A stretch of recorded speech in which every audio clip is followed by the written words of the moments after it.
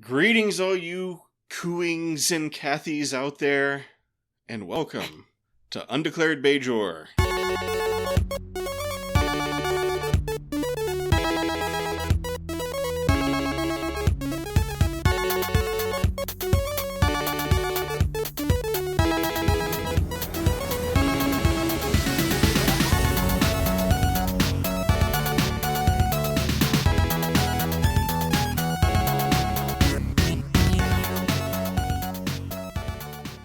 Gotta have something to listen to while you coo. Yeah, okay. I buy it. Anyway, this is Undeclared Bajor, a Star Trek Deep Space Nine rewatch. My name is Fletcher. About to say hello is Data. Oh, hey, what's up? I was like, ugh. Forgot who I was for a second there. Yeah. You're like, who's that? Who's that guy? Today we're going to recap, discuss, and rate Season 3, Episode 26, and Season 3 finale, The Adversary. Alternate title, Among Us. Yeah. No pun. That's just all I could come up with. No, it had me think for a second. I was like, no, yeah, that's pretty much it. Yeah. I tried so hard to come up with a good pun, but... Now that I think about it, Among Us is basically just this episode of Deep Space Nine. Like, there's just dudes going through events, sabotaging stuff, killing dudes. I mean, yeah. There's seriously a scene where it's like, nuh-uh, I saw her vent. It's like, no, you didn't. That was someone else. There's also a scene where they get everybody together to have an emergency meeting to talk about who the guy is. So, yeah, no. Right. There's also The Thing in there. And there's some alien in there, too. With all just, like, the crawling around with guns through the ducts trying to find the alien. Our discussion will contain full spoilers for the series up through this episode. However, we will try to keep spoilers for later in the series to an appropriate minimum. We won't reveal anything too big, like when the cast is joined by that fan favorite from another series, Dr. House. I mean, we can get rid of Bashir and bring House in. Is that what you're saying? Because I might, Well, I didn't want to spoil too much that Dr. Bashir dies, but it's like Dr. Bashir. There's a whole episode where Dr. Bashir has a mysterious illness, and they have to bring in Dr. House to figure out what's wrong with him. It would look pretty bad if Dr. House could not figure it out and then Bashir died. Like, is this really the guy that we want in charge now of our sickbay? This episode originally aired June 19th, 1995. It was written by those good old guys, ISB and RHW. Yep, we know them. And directed by Alexander Singer.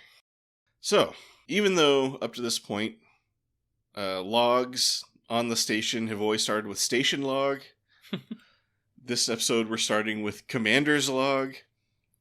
And Commander Sisko records what he says is going to be his last Commander's log. Oh no, is Sisko leaving? Oh my gosh, is the show over?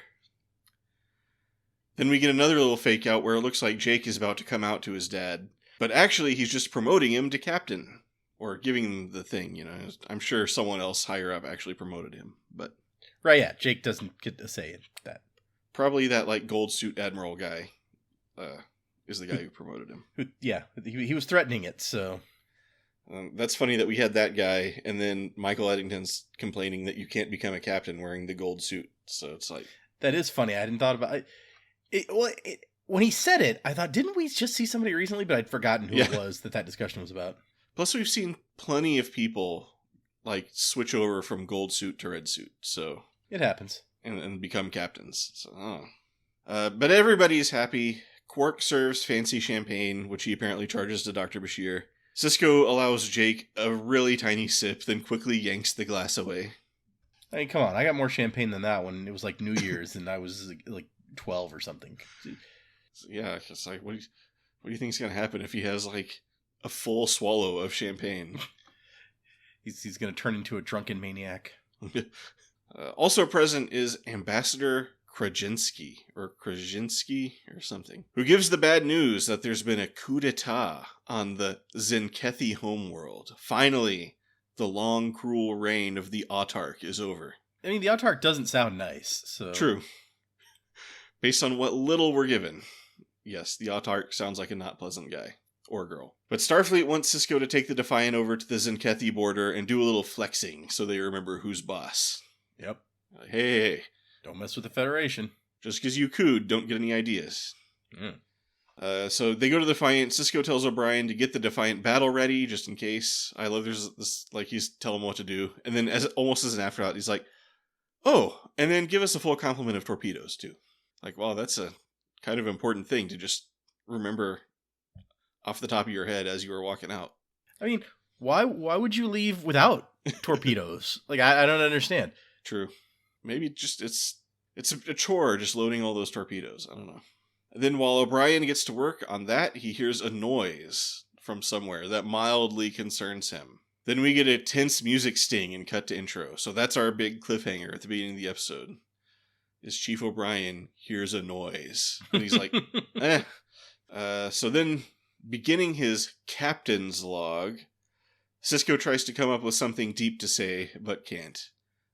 Neither he nor Jake can come up with something deep to say. Well, he said that Jake offered to write him something, and he was like, no, okay. I got it. So he can't come up with something deep. So why did he mention it at all?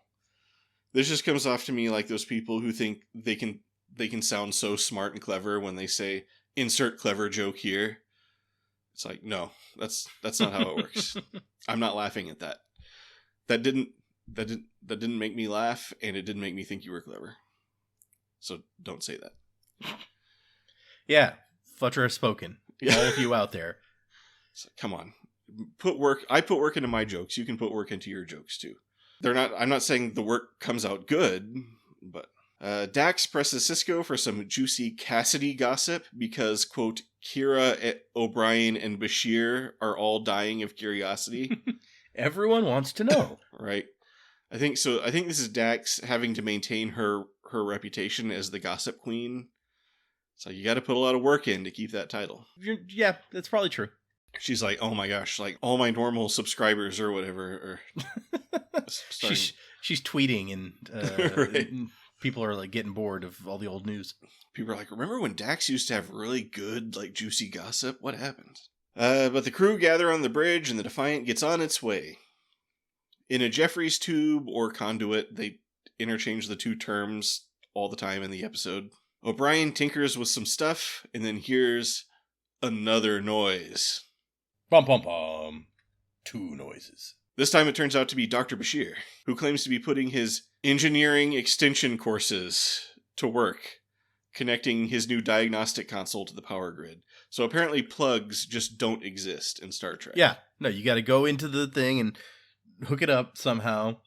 But it's interesting to me that, I mean, we later find out this is not Bashir. Right. But he knows enough about Bashir to know that Bashir is always bragging about those extension courses. Well, that, but also this guy came in here, hooked up the new thing, not knowing he would run into O'Brien necessarily, but so that he had a cover for being in here as Bashir, and Bashir didn't wonder, maybe this guy like showed up as O'Brien later to Bashir and was like, oh, hey, I hooked up the power thingy for your new whatchamacallit. Oh yeah, that's true. I think it's pretty clear. This guy's pretty deep. Like, yeah, he's ready to go with his proof of identity thing with O'Brien later. So, yep.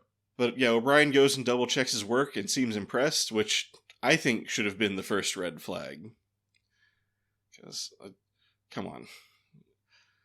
It's like Bashir's always talking about these extension courses, and I guess the changeling was like, oh man, he must be really good at engineering. I better do a pretty good job. I love that's the red flag, that it worked. You're like, nope, something's wrong here. That Bashir was actually able to accomplish something with those extension courses. Then Cisco meets with Michael Eddington and asks him to keep an eye on the ambassador in case shit starts getting real. Which, I mean, really, what's the difference going to be between if the ambassador's on the bridge and the ambassador's in his quarters or whatever? But Michael Eddington's like, oh yeah, sure, I'll get him off the bridge.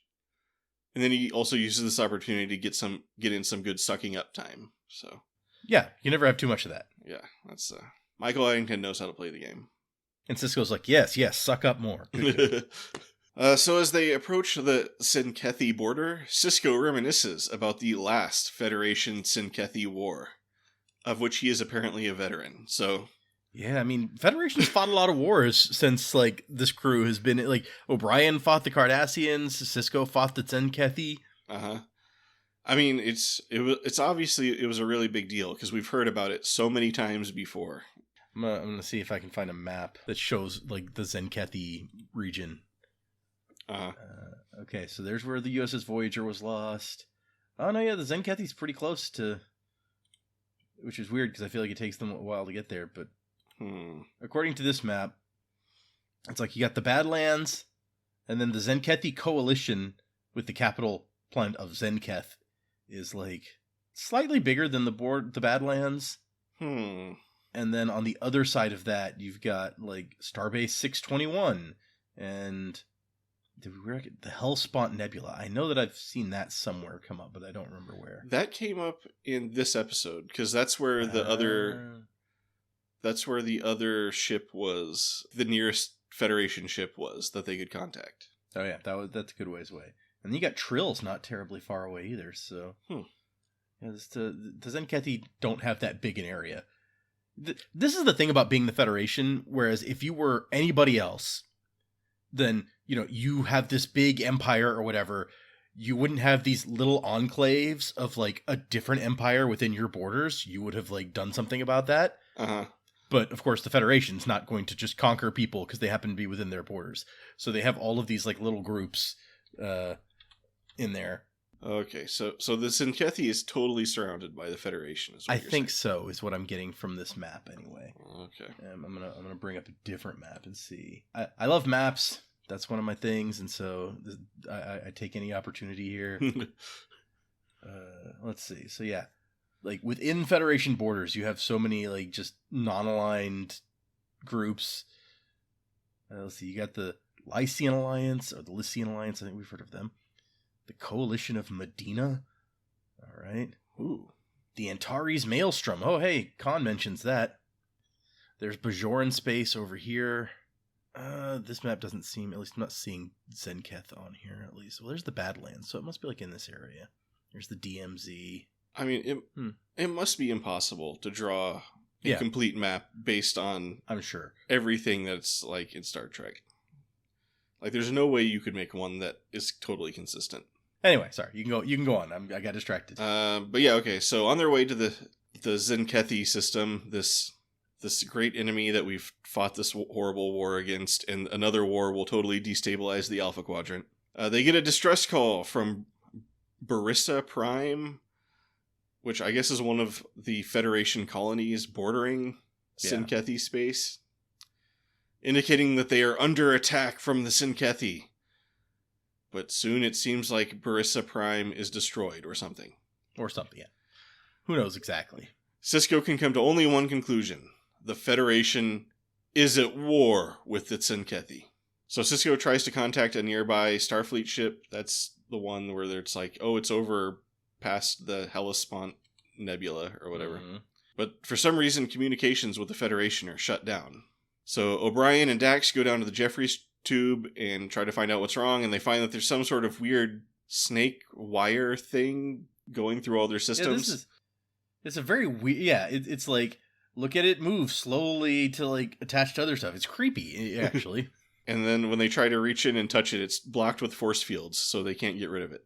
So this is clearly an act of sabotage, and O'Brien says it must have happened after they left Deep Space Nine. Yeah, because he looked at all this stuff before then, and it wasn't there. He was crawling around in those tubes. It was all fine. And then he remembers seeing Bashir in the tubes and reports it to Sisko. I love how hesitant he is, where he's like, I mean, it's not really a big deal. I'm sure it wasn't important. And Sisko's like, yeah, sure, whatever. Yeah. Tell me, what is it? I think you're going to see the Oppenheimer movie tomorrow. Yep. It's extremely reminiscent of a scene in that movie. Oh. So I'll just tease that. Oppenheimer stole it from this episode of Star Trek, is what you're saying. Got it. Christopher Nolan was like, how do I set up this conflict? And then he sees this episode of Deep Space Nine. He's like, oh, brilliant. But yeah, Sisko just wants to go talk to the doctor. But Dax has what she thinks is a better idea, but what in hindsight I believe is a much worse idea. In the first of two scenes, clearly ripped off from that one scene in The Thing, where they test everybody for being the Thing, they gather all the crew to scan them for tetryon particles to see who was touching the engineering stuff. And then the whole time Eddington acts shady and then puts his hand on his phaser. Yeah, they should have taken all the phasers away or something. Like, first we scan Cisco, who we're pretty sure didn't do it, and then once he's clear, he gets all the phasers to, like, make sure nothing goes wrong. Yeah, I'm pretty sure Eddington is just in this episode to be a red herring, and I wasn't buying it for a single second ever. Well, I was like, we already don't like Eddington, so it's like, I was like, I don't care how many times you do this show, I'm not falling for it.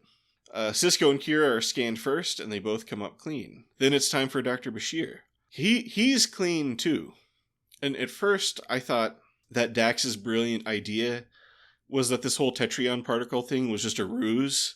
Yeah, it seemed weird to me because of the way they phrased it. It's like, I've got a better idea. And then we cut to them, like, telling everyone what the idea. It seems like something is hidden in between the scenes.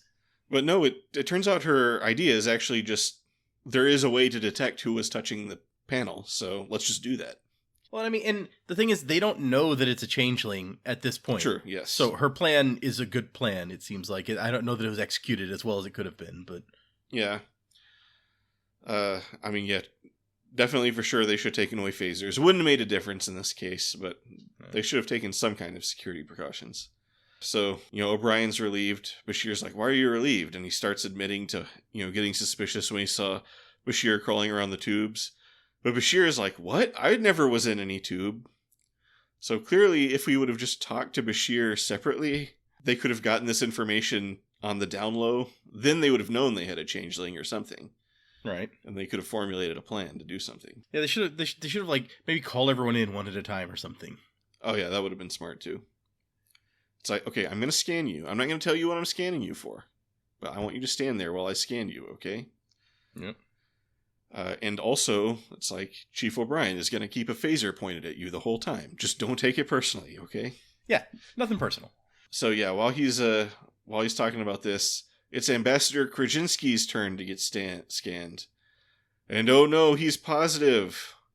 And then I don't know quite how to describe what happens next, but he goes into changeling mode and like springs out of there up through the vent or whatever. Sort of like Woody Woodpecker making a getaway. He's just like, boink, and he's gone. Yeah, he has to stop and give him like a grin and stuff. It's a whole thing. Suddenly the ship cloaks, and they find they have no control. It looks like the ship is getting ready for an attack, because like the weapons are charging and all this stuff. They search the ship, but they can't find the changeling. They wonder if the changeling might have beamed off, as we have seen changelings do. But Odo feels that the changeling won't leave without completing his mission. They very slowly realize that the ambassador was probably a changeling the whole time, and that all the stuff he told them about the coup could be a lie, designed to start a war and destabilize the Alpha Quadrant. Yep, with the very powerful Senkethi. Yeah, I mean, a Federation Senkethi war. Can you just imagine the horror of that? I mean, Cisco's seen it firsthand, and he's in no hurry to return to that. Cisco orders all non-essential crew locked in their quarters, and everybody else on the buddy system. Bashir is paired with Jones, who at this point is most likely the changeling. Eddington is paired with Odo and tries to get him to take a phaser, but Odo reminds us that he doesn't use phasers, and he's apparently never killed anyone before. I'm not 100% sure that's true. Mm-hmm. I'd have to review that, but we're also reminded that no changeling has ever harmed another, and Odo's just like, I don't want to start that right now. I'm sure that won't come up again in the episode. Yeah. It was just kind of a weird throwaway line. I don't know why they put it in there. So they get a call that a security team is needed in the engine room immediately, and this is really a time when you need to state clearly what the situation is before people run down there. Yeah. Like, changeling on the loose, you have a situation, say what the situation is over the comms. Dr. Bashir is already on the scene where Dax has apparently been attacked and knocked out. So obviously what happened is Jones was the changeling. He trapped Bashir in a force field and took his identity and then went and knocked out Dax. And then showed up just in time to give Dax drugs or whatever. The doctor reports that Dax is going to be out for a day or two, making O'Brien the only person who can fix the ship. Yeah, so Dax gets attacked when O'Brien, goes around a corner to do something else, and then he comes back and Dax has been attacked.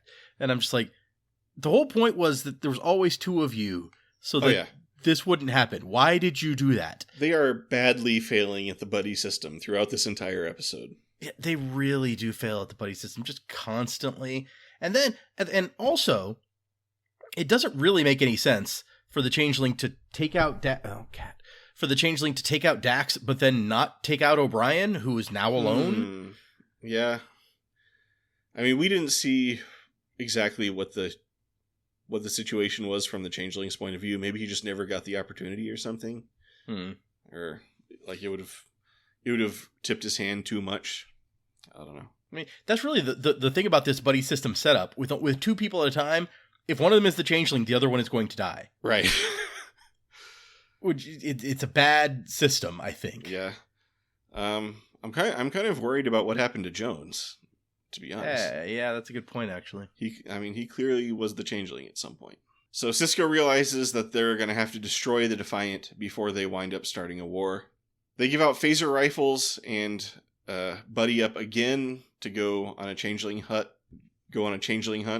This time Kira gets teamed up with a very paranoid Bolian.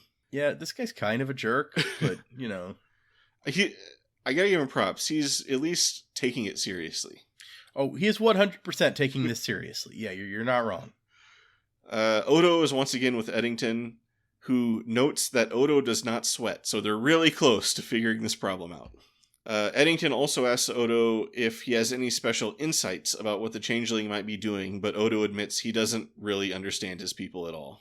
Well, I mean, after first being very offended that how dare you ask me such a thing?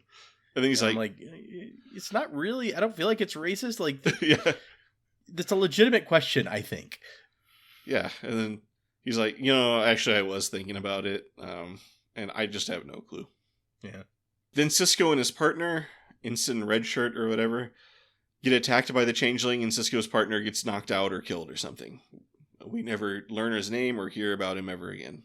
Sisko chases after the Changeling and pops out to almost get shot by the Bolian guy, who says he saw Kira Changeling out of the hatch and go around the corner, which this is the, Among Us scene where it was like, yep. No, I saw Kira vent. It's like, no. Then there's a tense standoff where they're all holding each other at gunpoint, but Odo intervenes and takes out the Bolian guy. Then Eddington shows up a second later, and Sisko's like, dang it, doesn't anybody understand how the buddy system is supposed to work? Yeah, the fact that Kira and Bolian guy, super paranoid Bolian guy, let Kira out of his sight in the first place. That was, and then also Eddington and Odo, and I'm just like, you guys suck. Yeah. But Odo has a realization when he sees Sisko bleeding. Changelings can't bleed without the blood turning him back into changeling goo. So they all head to the infirmary for another The Thing scene to take blood tests administered by Dr. Bashir. And so at this point, I don't think to our knowledge Bashir has been alone. But as he's taking everybody's blood, he's like, okay, then now you, and then just me. I'm the only one left after that. And I was like, wait, what? When were you alone that everyone knows about that you're now like, oh, I'll have to, because he wasn't part of that scene in the hallway where everyone's like, oh no, we lost sight of each other, so we're going to have to get tested.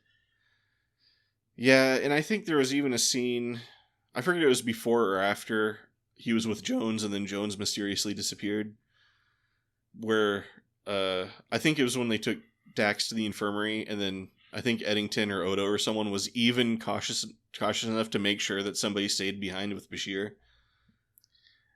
Yeah. But of course, at that point, it's too late. Bashir's already the changeling. But yeah, I mean, right. Why?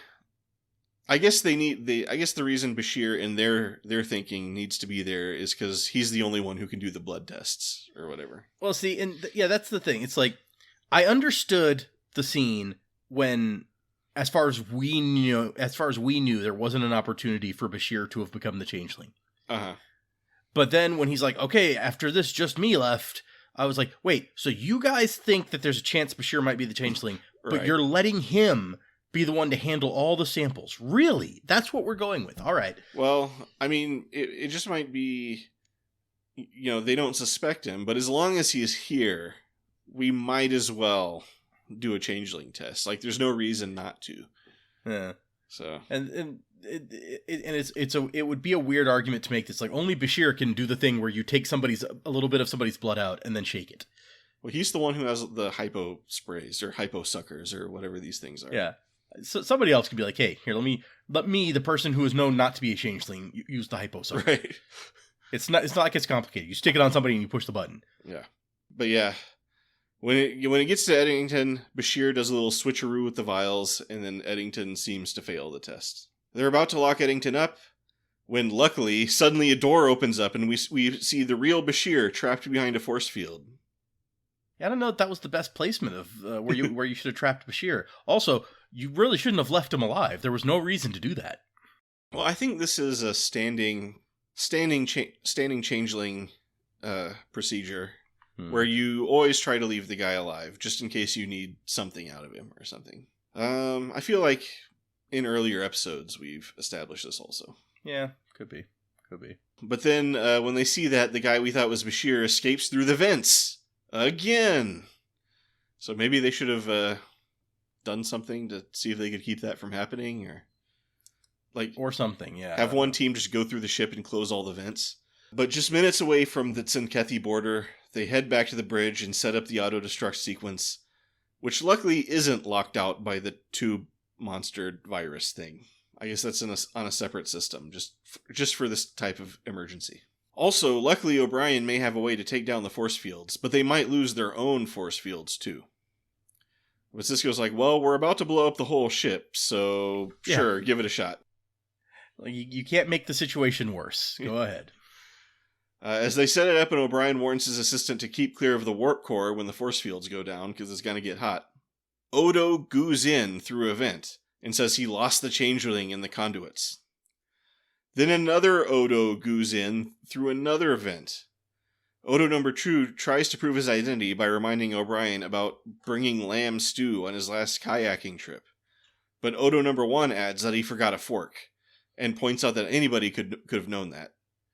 Yeah, so which one of these is actually the changeling? They're both changelings. Odo number 2 is the changeling, and okay. I think at this point I think it's pretty clear. Like, he's the one who volunteered the lamb stew situation. Yeah, see, I was thinking that it was the actual changeling who knew about the lamb stew somehow. So, okay, yeah. Yeah. But Odo knows more about the situation. Just like the fact that one guy could bring it up and the other guy could immediately know what he's referring to and bring up more details about it. Yeah. I think makes guy number 1, or who I'm calling Odo number 2, seem pretty suspicious. Anyway, O'Brien isn't in the mood to try to puzzle this all out. He just holds them both at phaser point while he finishes bringing the shields down. He's just like, I don't have time for y'all shit. Which is really, that's probably what the changeling wants, is to just blow things up. And although he seems like he'd probably want to live. I don't know. Yeah. Yeah, O'Brien finishes bringing the shields down, which sends Odo number 2 into a rage. We also got this great scene where the two Odos were staring each other down.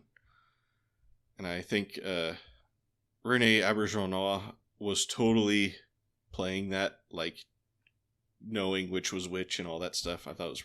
Yeah, I assume that he did know, but it was a good moment where they're staring at each other. Yeah, because like the real Odo, it just looks angry, and then the fake Odo looks a little less angry and a little bit more scared. I feel like, but maybe that's just me projecting onto that.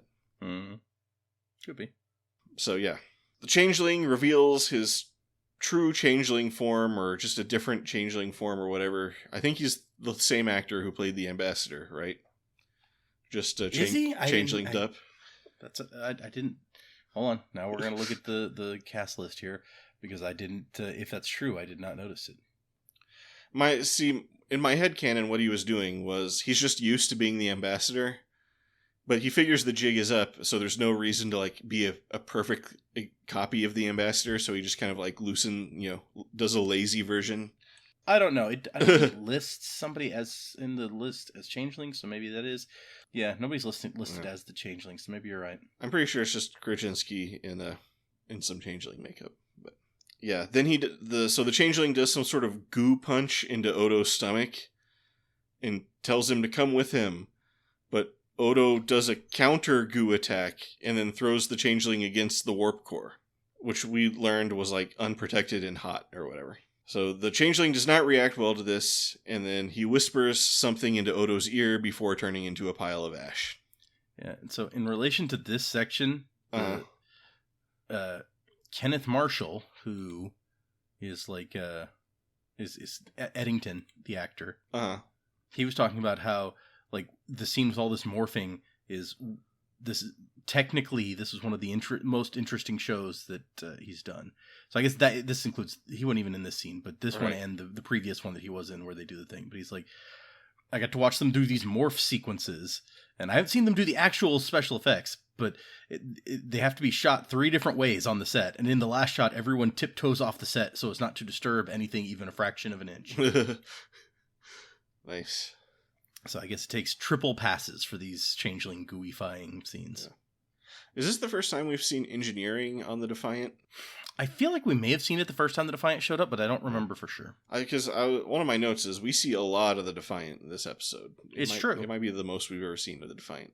But to wrap up the episode, they are able to regain control of the Defiant and stop the attack.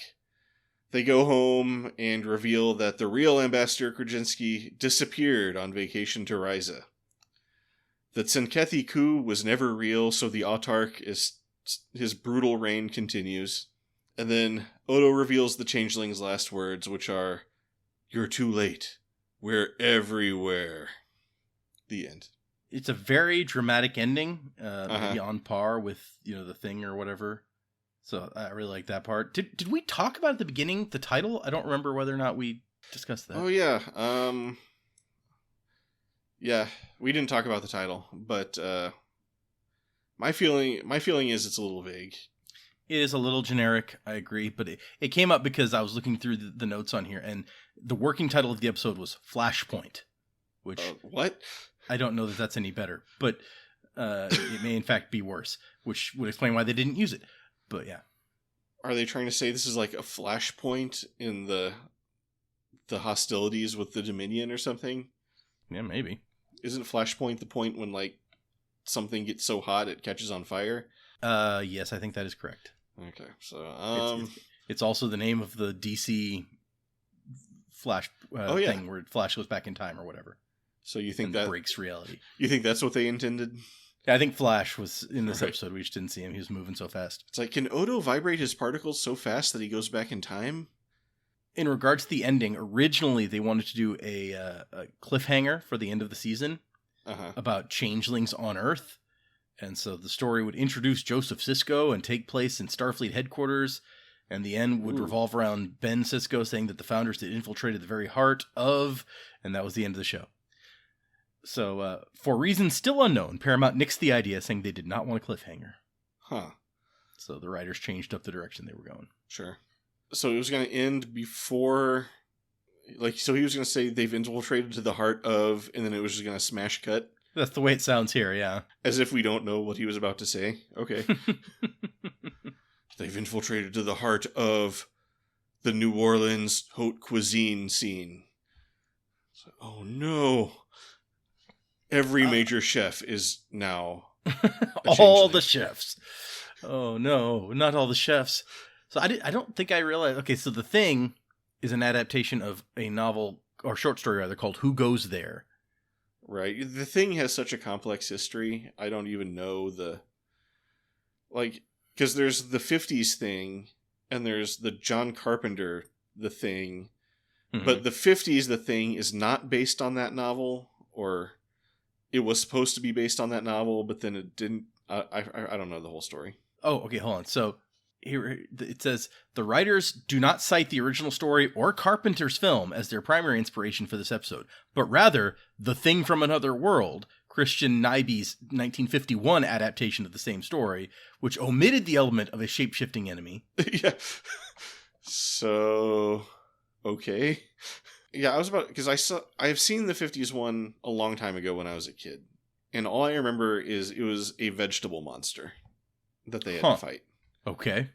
And then the 80s one is the one where it's not just like, one shapeshifter, it's anybody can be replaced by a thing or whatever. Or any number of them could be things and they don't know, and they never know who's a thing and who's not at any given time. And then, of course, at the end, like Kurt Russell and Keith David are staring at each other, and it's not clear if one or even both of them is a thing. I guess at least one of them has to be human. Otherwise, they'd just be like, "Hey, thing, how you doing?" Hey, thing one, thing two. So I guess the original story does involve the shape-shifting. I don't know. I've never read the original story. So. Well, I was just looking up in Wikipedia, and it's like they find a spaceship in Antarctica, and they try to thaw it out with thermite, but end up destroying it because the ship's hull is magnesium, and it gets ignited by the charge. Oh, that's not good. But they do get an alien creature out, and it turns out the creature can take the shape, memories, and personality of a living thing it devours. Right. So yeah, that's the original story. That's pretty much like the John Carpenter movie then. So this says that the writers were wanting to explore paranoia because it's not something that you see a lot of on Star Trek.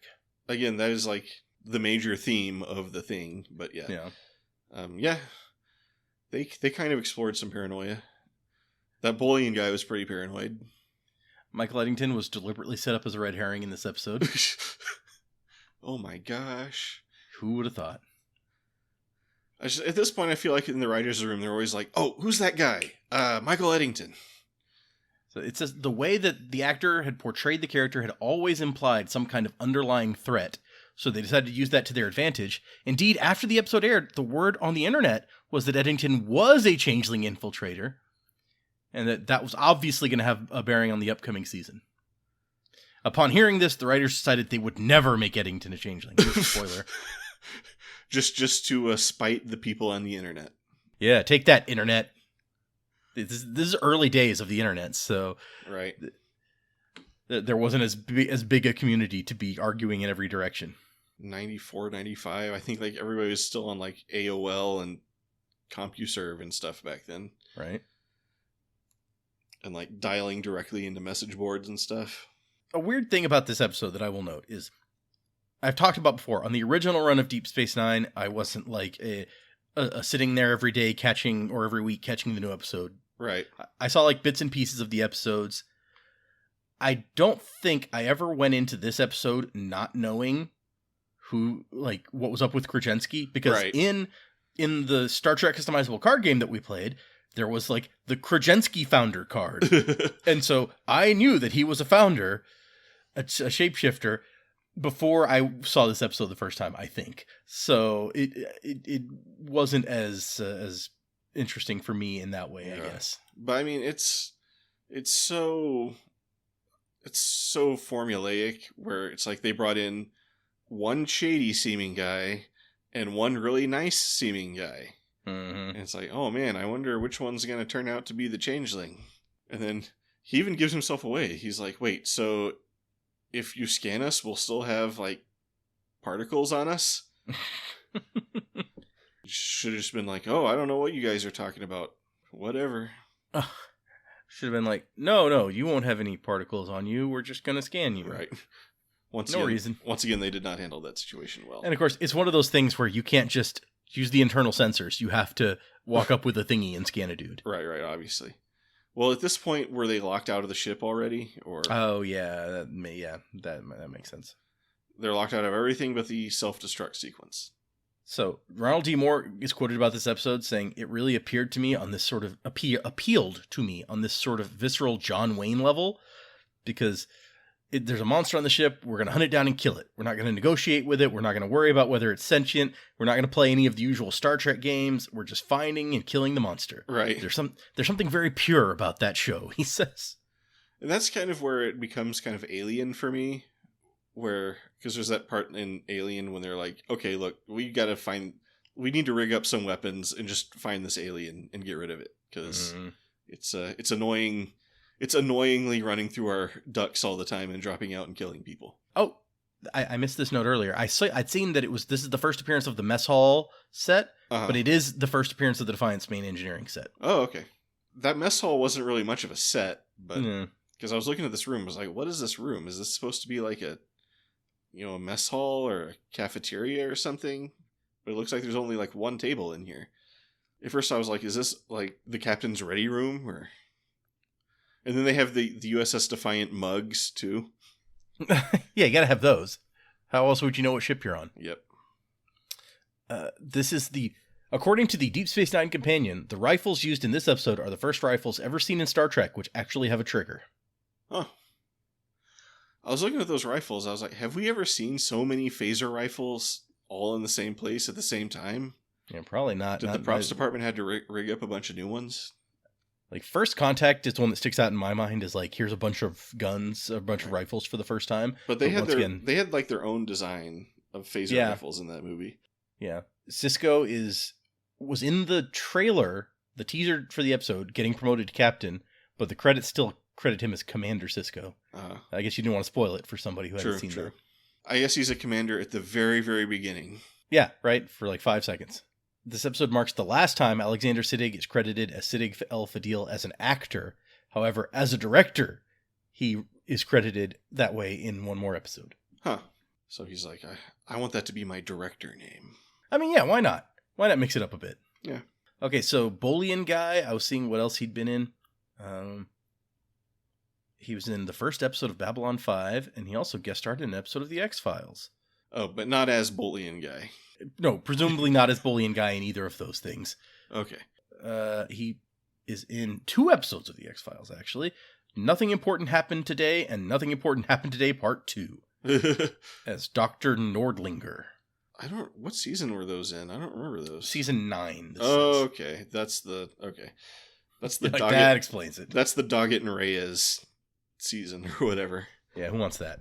So, want to go right into ratings? Yeah, sure. Let's rate a thing. Well, how would you rate The Adversary? There's stuff I like about this episode. There's some good. I like that we're still pushing on that changeling threat. And I talked about how, like, not long ago we had the first time that I felt like the changelings felt like a threat when, they start being disguised as people and, like, actually having an effect on things. And so we're pushing that same thing here. This seems like a really small plan after the destruction of, like, the combined fleets, because there was a changeling impersonating Lovok. This guy setting up, like, one ship on a collision course with the Zenkethi. It feels smaller, less interesting. I like it. It feels like a step down for the founders to me. Mm-hmm. But we get the cool stuff where we're ramping up the paranoia, and I feel like they did that okay. I didn't feel that worried at any point. Like, the paranoia wasn't really hitting me the way that I think they could have made it do. For one thing, we don't like. You could have killed somebody. Like, you kill Eddington. Why not? Yeah. Like, like somebody who matters. Or you could have killed Jones. You're just like, I guess Jones died or something. But the stakes never feel all that high to me here. It doesn't hit me the way that I think they're wanting it to. But that being said, it was okay. As a season finale, we're like I said, we're pushing that thread again, which that's good. I feel like that it's a good button on the season to have that final line from Odo where he tells you what the founders have said, because that's the one moment in the episode that I'm like, okay, this feels scary. Right. So for me, it's going to be probably just over the line. Like, I'm going to give it like a lieutenant commander. Okay. I mean, I guess you could argue that maybe the founders have a bunch of little undetectable plans going on, and we've just stumbled into one of them. Yeah, like, you could have had several irons in the fire, sure. Yeah, I mean, there could be all kinds of, like, little crises they're, like, making all over the Alpha Quadrant, and this is just one little piece of that bigger puzzle, maybe. But as for me, I mean, I had some fun with this episode. It felt, you're right, it kind of didn't feel like a proper season finale, especially for Deep Space Nine. But it did feel kind of like a big episode, like kind of like a big special episode. I thought it was pretty solid. I mean, it wasn't perfect, and a lot of the tension and a lot of the just circling back. I feel like they made maybe one too many rounds of, like, okay, who's the changeling this time, or something like that. But overall, it was easy to watch. It was fun. It was engaging. So I think I'm pretty comfortable calling it a commander. Okay. We see lots of fun Defiant action. That's true. They brought in Michael Eddington. I don't know if he adds or subtracts from the episode, but he's there, so I'll note it. And I think a big part of it for me that brings it down was just all the stupid decisions people make, which maybe that's just supposed to be like a horror movie type thing. Yeah. But these aren't like random teenagers at summer camp making stupid decisions. These are like the characters that we're supposed to respect. Yeah, absolutely. And if they had behaved like this on the Next Generation, it would be unforgivable. Like if Data and Geordi and Captain Picard and Commander Riker had committed these numerous blunders, it would be like, no way. Yeah. These guys, I tend to give a little bit more leeway in terms of that stuff, but really you guys should be thinking this stuff a little bit better. Maybe be a little bit more proactive at some places. I like this idea that you're like, look, O'Brien, you're good, but you're not Geordi good. Right. So, we get it. There's a reason that he's chief engineer of the flagship and you got like chief of operations on this station nobody wanted to go to. And it's also weird that O'Brien is like the only engineer who can do anything. Yeah, and like if Dax goes out, then O'Brien's all by his lonesome and can't do anything. It's like Dax as the second person. I guess I get that because she's the science officer. So essentially, that's like if Geordi was like, "Hey, Data, come help me with this." Right. He's like, "Dax, come help me with this," which that's fine. But that there's no other engine. They've only got 47 people on board, so maybe we didn't have room for a lot of engineering staff. But come on. They did have to confine non-essential people to their quarters, so... Yeah, but when the ship's going to blow up unless O'Brien can, like, undo the engineering problem, other engineers are not non-essential. Yeah. We should have seen more than just that one guy. Yeah, the one guy does show up at the end. Like, where have you been anyway, guy? Like, just goes like, is there anybody on this ship who can help you in engineering? He's like, that one guy. So, okay. Who even is that guy? Do we find his name? I don't think so. He might have said his name, but this is also the second time the Defiant has been commandeered to basically start a war. That's true. I hadn't considered that, but that is 100% true. So I think they need to be a little bit more protective of the Defiant going forward. Do you know there was a Deep Space Nine magazine? I did not. I knew there was a Star Trek magazine because I bought the first few when they came out once upon a time, but I did not know there was a Deep Space Nine one. It kept popping up when I was searching on eBay. But it was always like just packs of random... It was like issue number 5 and issue number 11 and issue number 17. I was like, can I get some of the issues like in order or something? The official Deep Space Nine magazine ran from 93 to 98 and had 25 issues. Oh my gosh, each issue comes with 4 posters, 4 bonus posters. Yeah, it was like, because all the ones on eBay were like, all posters still intact or whatever. I like, most of these say on the cover, 4 bonus posters. Then there's one that's like 4 spectacular posters. And then there's one with bonus USS Defiant poster, plus 3 other posters. So what we're saying here is there's 100 total posters out there. Maybe. After issue number 11, the cover... Oh, no, I'm sorry. It was just in a different place. After issue 12, the covers seem to stop saying, hey, there's 4 bonus posters. So. Someone might get an itch to start collecting all those posters. If they're good posters. Maybe they're not. Yeah. Oh, then they come back at issue 15. 4 intriguing posters. 4 amazing posters. I kind of want these. I want to see these posters now. Yeah, I know. Yeah. I'm gonna go on. They're not very expensive on eBay, or at least they weren't when I was looking. So maybe we can grab some of those up. That sounds like something that would not exist on the face of the earth anymore. But right, that is 100% the kind of thing I would expect to just all be gone and destroyed. We need to buy some of these magazines and then have a like opening and revealing the posters video. Ooh, I'm on board, I guess. All right. Anyway, yeah, I guess obviously we're done talking about this episode, so yeah, clearly. So yeah, let's just call it there. So yeah, that does it for us today. If you made it this far, thank you for listening. As always, check out the description where you may find links to interesting things. I'm not linking those magazines though; those are for me. Don't want anybody competing with you on the bidding. I'm Fletcher, about to say goodbye as Data. See ya. And until next time, and for the last time I'm ever going to say this, don't forget to kiss the Negus stick. We'll be back with the season wrap-up next time.